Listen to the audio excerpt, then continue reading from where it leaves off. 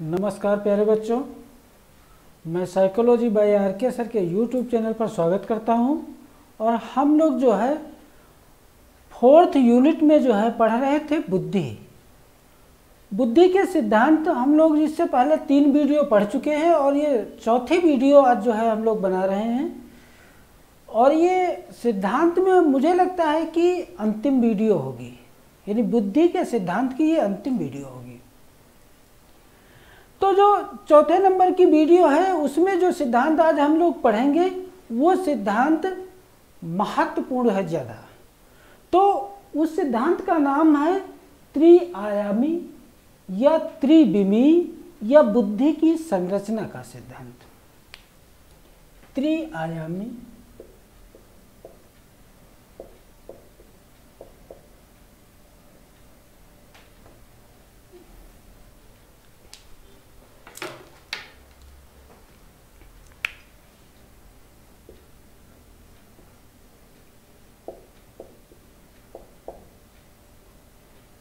त्रिआयामी त्रिविमीय त्रिआयामी त्रिविमीय या बुद्धि की संरचना का सिद्धांत।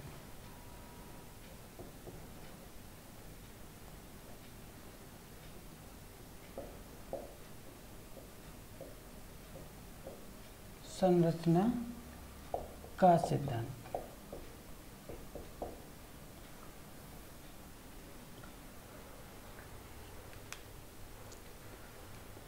प्यारे बच्चों, ये जो सिद्धांत है ये किसने प्रतिपादित किया? तो इस सिद्धांत का जो प्रतिपादन किया है वो मनोवैज्ञानिक हैं जेपी गिलफोर्ड ने इस सिद्धांत का प्रतिपादन किया। आपके एग्जाम में क्वेश्चन पूछा जाता है कि त्रिआयामी या त्रिविमीय या बुद्धि की संरचना का सिद्धांत किस मनोवैज्ञानिक ने दिया? तो इस सिद्धांत के प्रतिपादक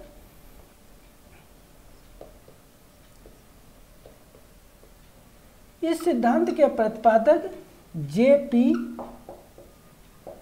गिलफोर्ड हैं।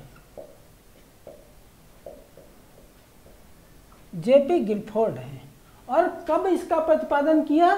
तो हम आपको बता रहे हैं कि इस सिद्धांत का जो प्रतिपादन जेपी गिलफोर्ड ने किया ये 1964 ईस्वी में इस सिद्धांत का प्रतिपादन किया। जेपी गिलफोर्ड एक पहले ऐसे मनोवैज्ञानिक हैं जो अपने सिद्धांत को एक मॉडल के रूप में परिभाषित किया। आपके एग्जाम में पूछा जाता है कि कौन सा सिद्धांत मॉडल के रूप में है, तो वो सिद्धांत है जेपी गिलफोर्ड का। इन्होंने सर्वप्रथम बुद्धि का सिद्धांत मॉडल के रूप में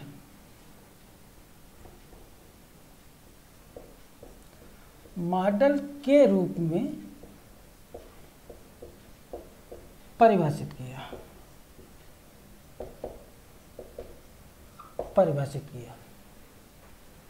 आई होप आप लोगों को यहां तक समझ में आया होगा।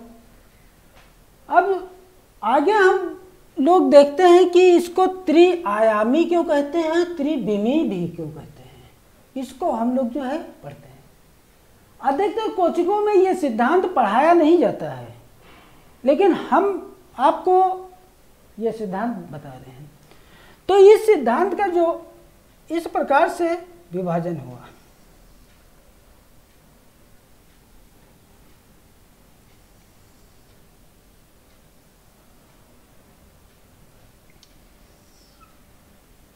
इस प्रकार से इस सिद्धांत का विभाजन हुआ।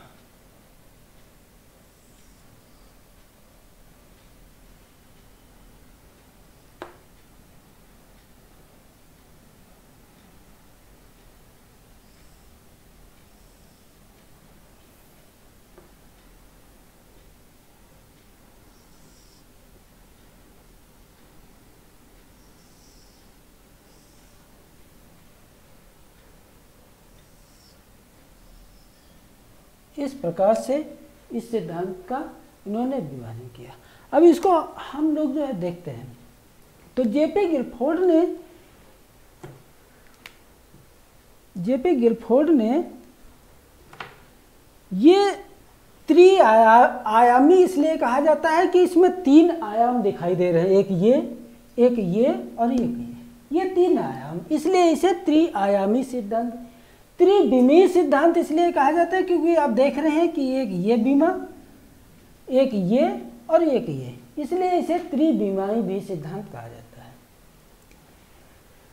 बुद्धि का संरचना सिद्धांत या मॉडल सिद्धांत इसलिए कहा जाता है क्योंकि ये मॉडल के रूप में है और हमको लगता है कि ये जो है बुद्धि का अंतिम सिद्धांत पढ़ रहे हैं और अभी तक इस प्रकार से आकृति के रूप में, मॉडल के रूप में किसी ने परिभाषित नहीं किया है। तो इन्होंने ये जो 3 खंड इसके बनाए हैं, इसको पहले इसका जो नाम, एक का नाम रखा, वो नाम रखा, उसका जो पहले नाम रखा उसका नाम रखा विषय वस्तु या विचार, यानी इसका जो इन्होंने नाम रखा विषय वस्तु या विचार, विषय वस्तु या विचार, इसका जो इन्होंने नाम रखा इसे परिणाम या उत्पाद कहा, परिणाम या उत्पाद।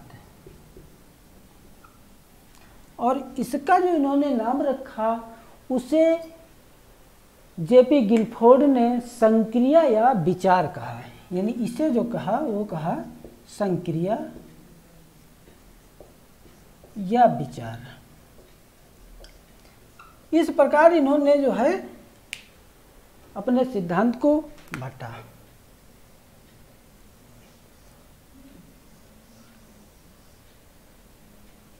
इस प्रकार इन्होंने इसका विभाजन किया।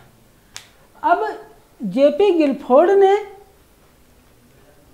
अपने सिद्धांत में इसका जो विभाजन किया तो इन्होंने ये 3 विमाएं खींची, 1, 2 और 3 ये विमाएं खींची। तो जब ये 3 खींचे तो इधर भी ये 3 ही होगी, 1, 2 और 3।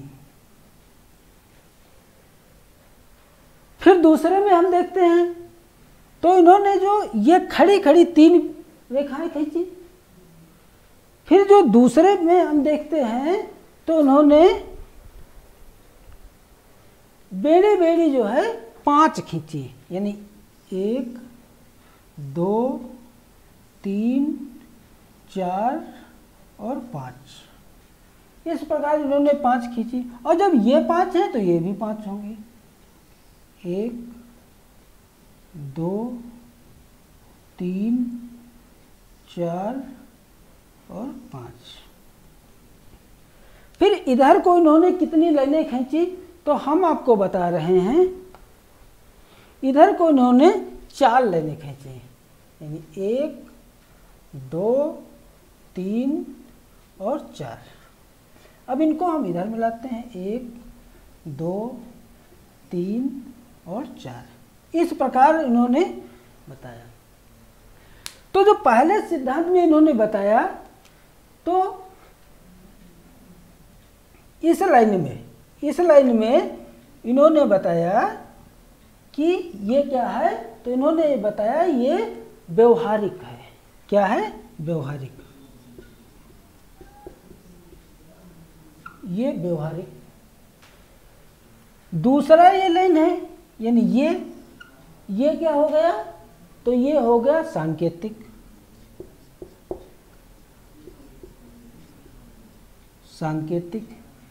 तीसरा जो इन्होंने बताया, यानी ये लाइन, तीसरी जो इन्होंने बताई वो बताई शाब्दिक।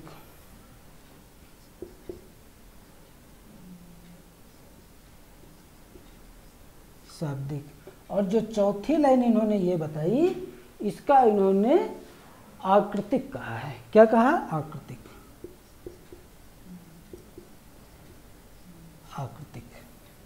अब यहाँ आप देख रहे हैं कि ये 1 2 3 और 4।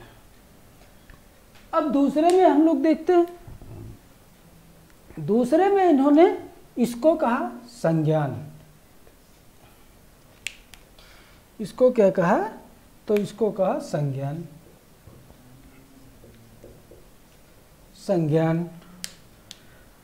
फिर इसको, तो इसको इन्होंने कहा स्मरण।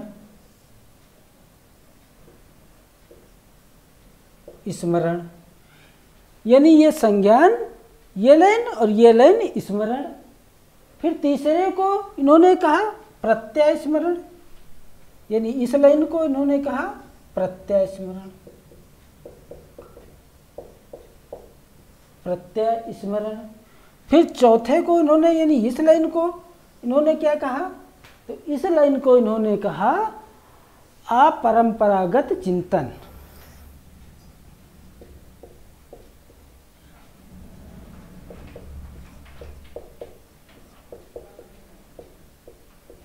अपरंपरागत चिंतन। ये जो परंपरा प्रत्यय स्मरण है, इसमें भी जो है इसको अन्य नाम से जानते हैं, तो इसको अन्य नाम परंपरागत चिंतन भी कहते हैं।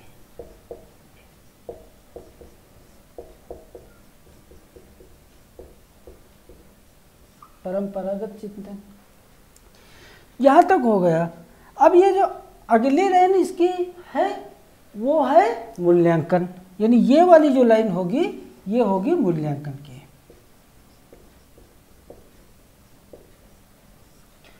तो यहां आप देख रहे हैं कि 1 2 और ये 3, ये 4 और ये 5, यानी इसको इन्होंने 5 भागों में बांटा। अब ये तीसरे खंड की देखते हैं, हम लोग बात करते हैं। तो तीसरे खंड में इन्होंने इसका जो नाम रखा है, इसका रखा इन्होंने इकाई। इकाई। दूसरे का जो नाम रखा है यानी इसका इन्होंने कहा वर्ग। इकाई फिर वर्ग। तीसरे का इन्होंने जो नाम रखा है इसका रखा संबंध। संबंध। चौथे का जो नाम रखा वो रखा प्रणाली। प्रणाली। पांचवें का जो इन्होंने नाम रखा वो प्रत्यावर्तन। प्रत्यावर्तन। और जो छठे का इन्होंने नाम रखा उसका रखा निहितार्थ। निहितार्थ। अब यहां देखते हैं कि इकाई 1, वर्ग 2, संबंध 3, प्रणाली 4, प्रत्यावर्तन 5 और निहितार्थ 6। इसको इन्होंने 6 भागों में बांटा। अब प्रश्न आपके एग्जाम में पूछा जाता है कि जो जेपी गिलफोर्ड का सिद्धांत है उसमें शुरू में कितने जो है कारक थे। तो हम आपको बता रहे हैं कि जेपी गिलफोर्ड का ये जो सिद्धांत है इसमें जो शुरुआत में कारक थे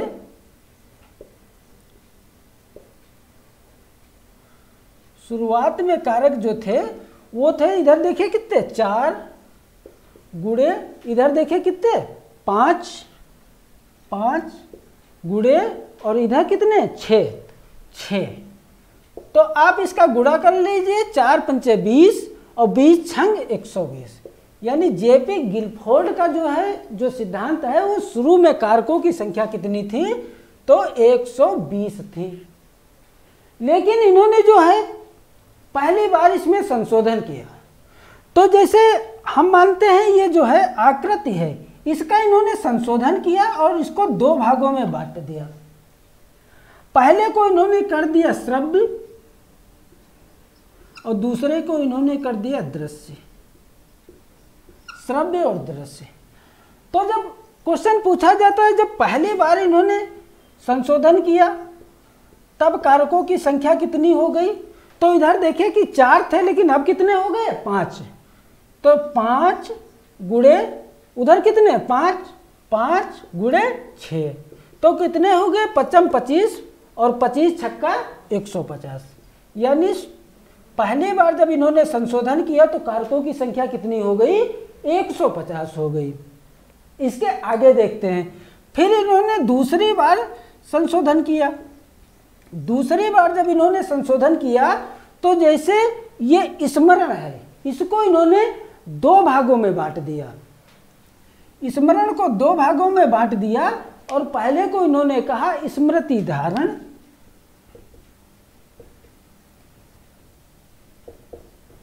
स्मृति धारण, और दूसरे को कहा स्मृति लेखन।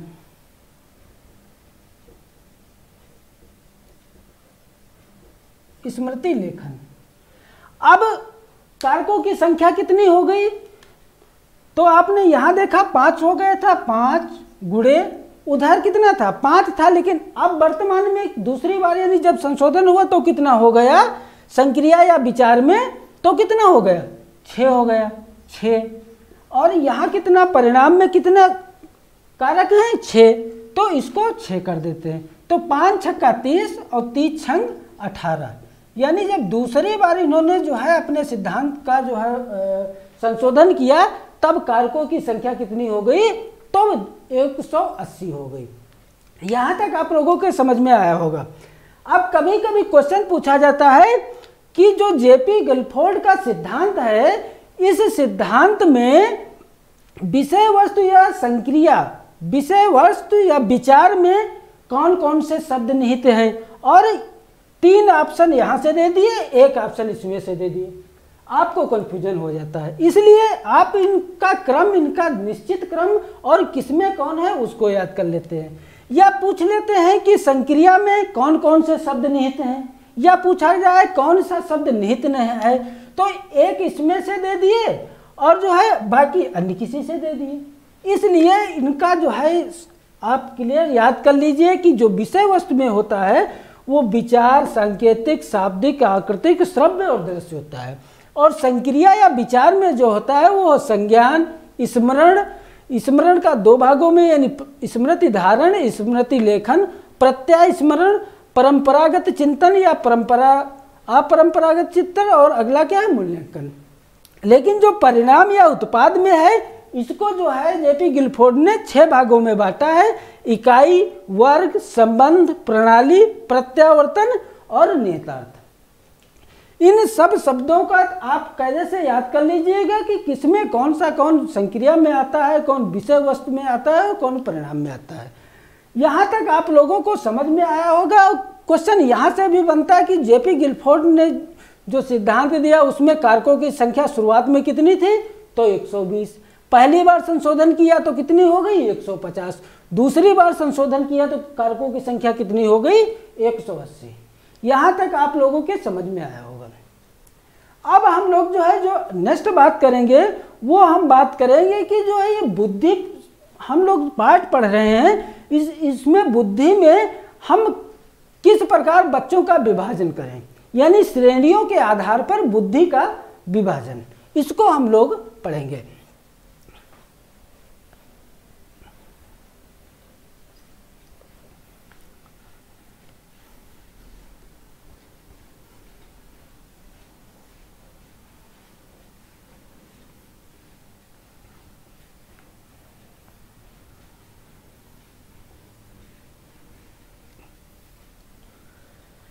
श्रेणियों के आधार पर बुद्धि का विभाजन।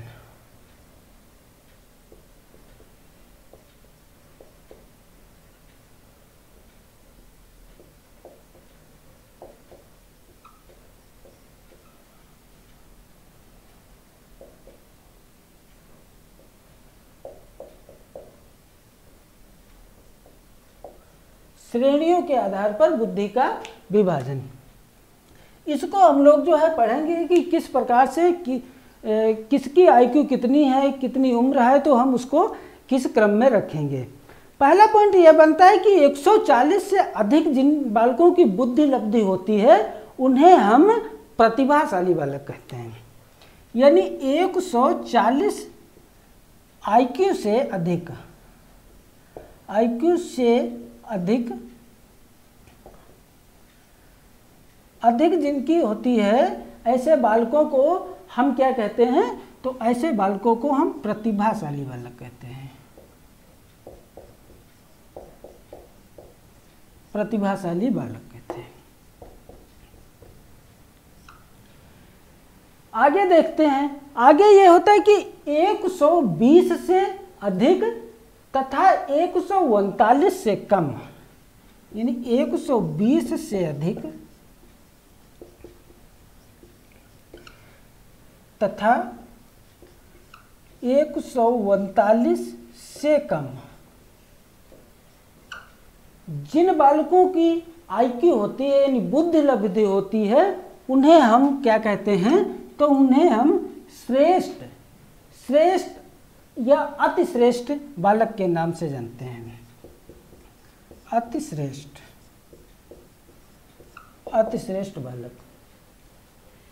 आगे देखते हैं, जिन बालकों की आईक्यू 110 से और कितनी होती है, 119 के बीच में होती है। 110 से 119 के बीच, 19 के बीच होती है, उन्हें हम श्रेष्ठ श्रेणी के उसमें रखते हैं, श्रेष्ठ। आगे हम देखते हैं कि जिन बालकों की आईक्यू जो है 90 से अधिक, यानी 90 से अधिक तथा 109 के बीच होती है, उन बालकों को हम सामान्य बालक कहते हैं।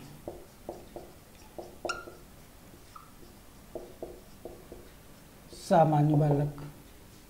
आगे देखते हैं कि जिन बालकों की आईक्यू 80 से कम होती है, 80 से अधिक तथा 89 से कम होती है, यानी इनके बीच में जिन बालकों की आईक्यू होती है, उन्हें हम क्या कहते हैं, उन्हें हम मंद बुद्धि बालक कहते हैं।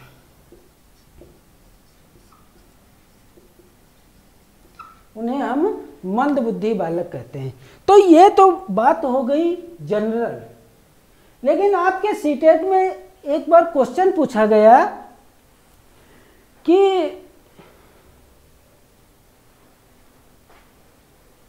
क्वेश्चन ये था कि क्वेश्चन था कि जेपी गिलफोर्ड के अनुसार या आरबी कैटल के अनुसार मंद बुद्धि बालकों की आईक्यू क्या होती है। तो आरबी कैटल ने जो है मंद बुद्धि बालकों की जो आईक्यू मानी है वो 70 से कम मानी है।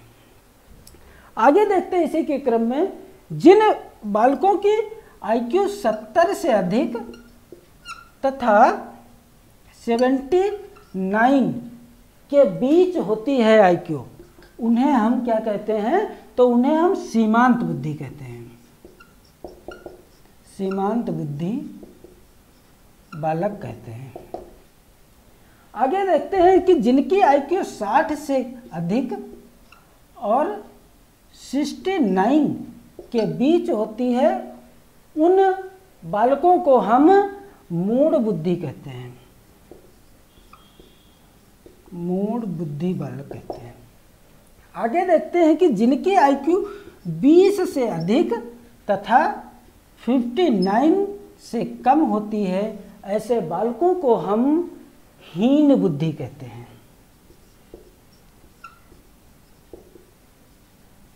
हीन बुद्धि बालक कहते हैं।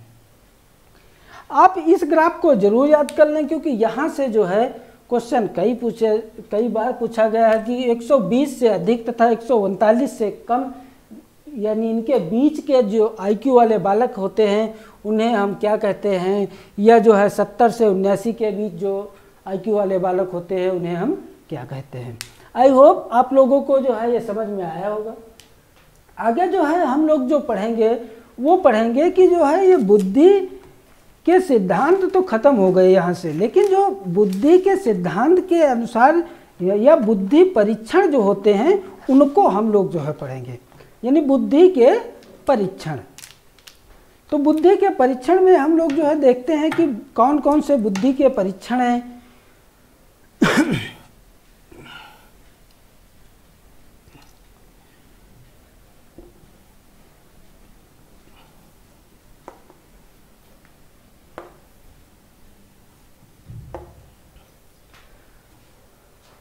बुद्धि के परीक्षण,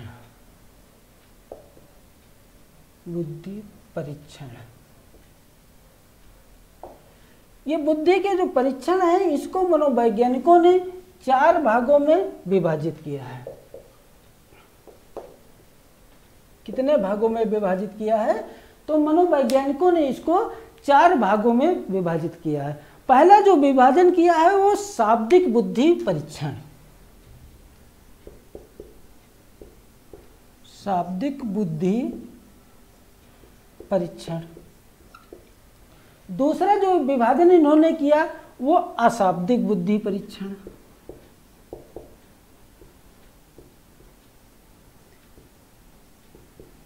अशाब्दिक बुद्धि परीक्षण। तीसरा जो इन्होंने विभाजन किया उसका नाम इन्होंने बताया आभाषाई बुद्धि परीक्षण। आभाषाई बुद्धि परीक्षण। और जो चौथा इन्होंने विभाजन किया उसको क्रियात्मक बुद्धि परीक्षण कहते हैं।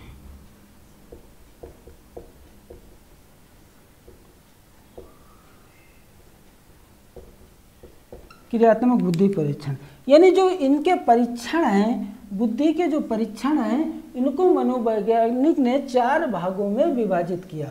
इसको परीक्षण कहें या हम मापन कहें, एक ही बात होती है। यानी चाहे हम परीक्षण कहें चाहे हम मापन करें।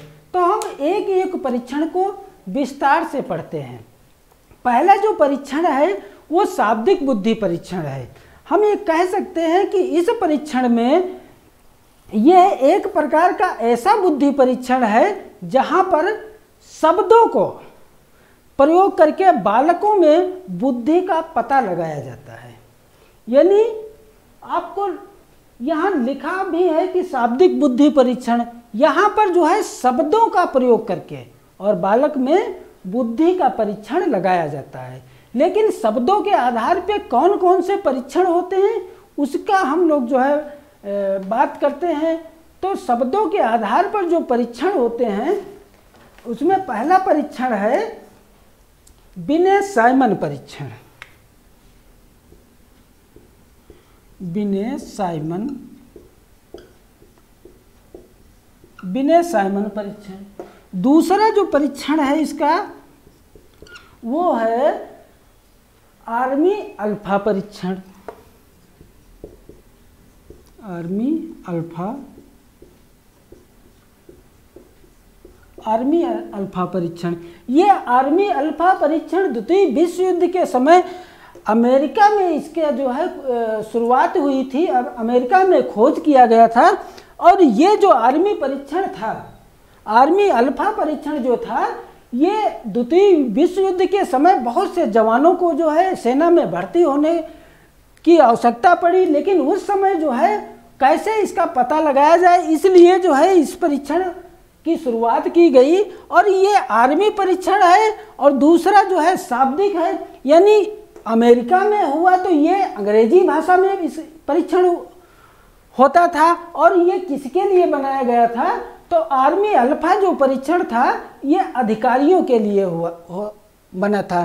क्योंकि यहाँ शब्द है, शब्द तो तभी होगा जब व्यक्ति पढ़ा लिखा होगा, तभी तो वो शब्द जो है बोल पाएगा, तभी तो वो लिख पाएगा। तो ये परीक्षण आर्मी अल्फा परीक्षण जो था ये अधिकारियों के लिए था। इसी में अगला जो परीक्षण है वो परीक्षण है जलोटा बुद्धि परीक्षण। कौन सा है? जलोटा बुद्धि परीक्षण। जलोटा बुद्धि परीक्षण। अगला जो परीक्षण है इसका वो है आर.के. टंडन बुद्धि परीक्षण। आर.के. टंडन बुद्धि परीक्षण। आर.के. टंडन बुद्धि परीक्षण। अगला जो इसका परीक्षण है वो है एम.सी. जोशी बुद्धि परीक्षण। एम.सी. जोशी बुद्धि परीक्षण। अगला परीक्षण इसका है वो है प्रयाग मेहता बुद्धि परीक्षण।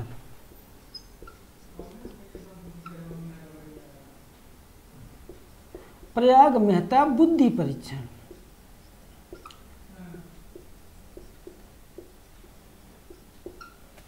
प्रयाग मेहता बुद्धि परीक्षण। अगला जो परीक्षण है वो है आर के ओझा तथा राय चौधरी बुद्धि परीक्षण।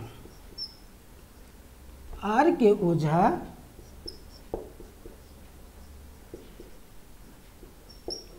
तथा राय चौधरी बुद्धि परीक्षण। ये जो है इतने परीक्षण शाब्दिक बुद्धि परीक्षण में आता है, यानी विनय साइमन परीक्षण, आर्मी अल्फा परीक्षण, जलोटा बुद्धि परीक्षण, आर के टंडन बुद्धि परीक्षण, MC जोशी बुद्धि परीक्षण, प्रयाग मेहता बुद्धि परीक्षण, आर के ओझा तथा राय चौधरी बुद्धि परीक्षण। ये इतने बुद्धि परीक्षण शाब्दिक बुद्धि परीक्षण में आता है। एग्जाम में क्वेश्चन पूछा जाता है कि कौन सा बुद्धि परीक्षण शाब्दिक है, कौन सा अशाब्दिक है। 3 ऑप्शन शाब्दिक के दे दिए और 1 ऑप्शन अशाब्दिक का दे दिए, या 1 ऑप्शन क्रियात्मक दे दिए। बच्चा यहीं पे कंफ्यूज हो जाता है, इसलिए आप लोग ध्यान से इसको पढ़िए। अगला जो परीक्षण की बात करेंगे वो है अशाब्दिक बुद्धि परीक्षण। अशाब्दिक बुद्धि परीक्षण इसमें जो है ये हम कह सकते हैं कि ये ऐसा बुद्धि परीक्षण है जहां पर बिना शब्दों का प्रयोग किए हुए बालक में बुद्धि का पता लगाया जाता है, उसे अशाब्दिक बुद्धि परीक्षण कहा जाता है। इस परीक्षण में कौन कौन से परीक्षण आते हैं, तो हम आपसे बता रहे हैं कि इस परीक्षण में जो पहला परीक्षण है वो है आर्मी बीटा बुद्धि परीक्षण। आर्मी बीटा बुद्धि परीक्षण। आर्मी बीटा बुद्धि परीक्षण। अगला जो परीक्षण है इसमें वो है रेलवे प्रोग्रेसिव बुद्धि परीक्षण। रेलवे प्रोग्रेसिव बुद्धि परीक्षण।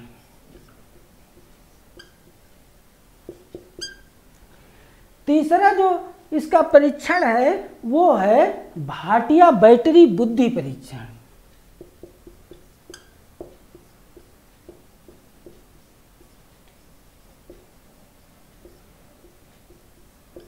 बुद्धि परीक्षण।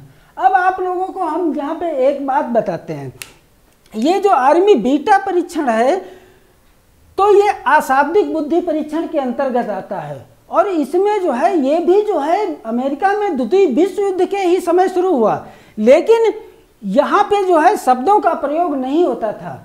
और ये इसकी खोज कहाँ हुई, तो अमेरिका में हुई। और शब्दों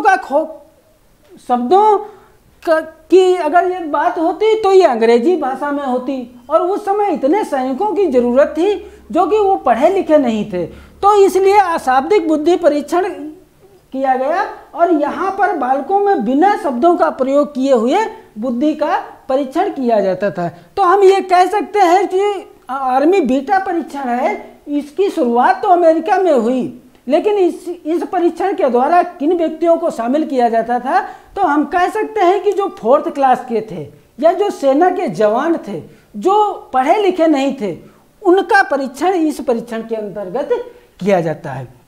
अगला है देखते हैं भाटिया बैटरी बुद्धि परीक्षण। ये भाटिया बैटरी बुद्धि परीक्षण आप इससे पहले भी हम आपको बता भी चुके हैं और आप पढ़ भी चुके हैं, क्योंकि जो है उत्तर प्रदेश में जो प्रथम मनोविज्ञानशाला की स्थापना हुई थी वो इलाहाबाद यानी प्रयागराज में हुई थी, और आचार्य नारेंद्र देव समिति की सिफारिश पर डॉक्टर चंद्रमोहन भाटिया के द्वारा इन्होंने जो है उत्तर प्रदेश में प्रथम मनोविज्ञानशाला की स्थापना की गई थी। आपको ये भी पता होगी कि यह स्थापना 1947 में की गई थी। किसके द्वारा, तो चंद्रमोहन भाटिया के द्वारा। यहाँ से भी एक प्रश्न बनता ही बनता आपका है। अब आगे हम देखते हैं कि जो है ये आभासाई बुद्धि परीक्षण है, इसको जो है हम देखते हैं कि इसमें कौन कौन से परीक्षण आते हैं। तो ये जो आभासाई बुद्धि परीक्षण है, इसके अंतर्गत परीक्षण जो है, या हम ये कह सकते हैं कि इस परीक्षण में बालक के हाव भाव एवं निर्देशन के द्वारा बालकों में बुद्धि का पता लगाया जाता है। यानी देखा, आभासाई जिनको भाषा का ही ज्ञान नहीं है, उनके हाव भाव से, चेहरे की आकृति से, बनावट से, संकेत से, उनमें जो है बालकों में बुद्धि का पता लगाया जाता था। इस परीक्षण के अंदर कौन कौन से परीक्षण आते हैं उनको हम आपको बताते हैं। तो इस परीक्षण में जो पहला परीक्षण आता है वो है गुड एनफ ड्रा मैन परीक्षण। कौन सा परीक्षण है? गुड एनफ ड्रा मैन परीक्षण। ये इसमें पहला परीक्षण आता है। दूसरा इसमें परीक्षण है वो है कैटल का सांस्कृतिक मुक्त बुद्धि परीक्षण।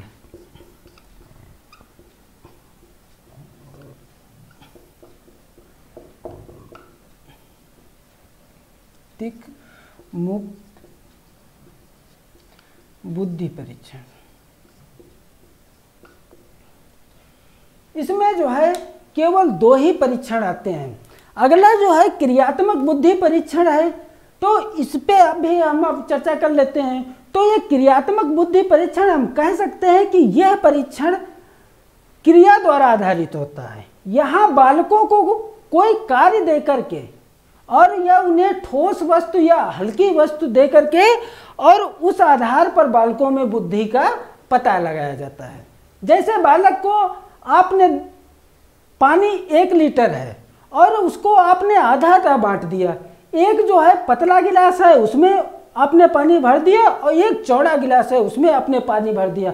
आप बालक को दोनों गिलास दिखा रहे हैं और दोनों गिलासों में क्योंकि आपने आधा आधा पानी विभाजित किया है, अब बालक से पूछा जाता है कि आप बताइए कि किस गिलास में पानी ज़्यादा है। या बालक को दूसरा उदाहरण देते हैं, या बालक को आप 1 किलो रुई दे दीजिए और दूसरा है कि 1 किलो आप उसे फल दे दीजिए या और कोई सामान दे दीजिए। अब बालक से पूछिए कि जो है कौन किसका वेट ज़्यादा है, कौन सा भारी है। इस प्रकार से बालक के जो है क्रियाओं के द्वारा उसमें बुद्धि का पता लगाया जा सकता है। इस परीक्षण के अंतर्गत जो परीक्षण आते हैं वो पहला परीक्षण है कोह ब्लॉक का डिजाइन परीक्षण। यानी पहला जो परीक्षण है कोह ब्लॉक का डिजाइन परीक्षण।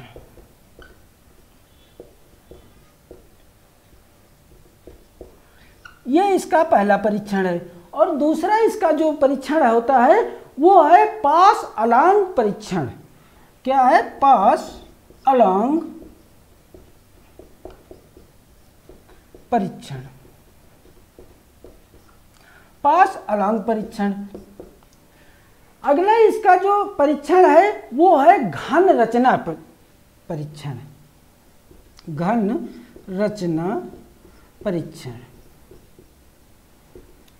इससे पहले हमने आपको अभी पढ़ाया है जेपी गिलफोर्ड का, उसे त्रिआयामी त्रिविमीय या बुद्धि का संरचना सिद्धांत का कहा है।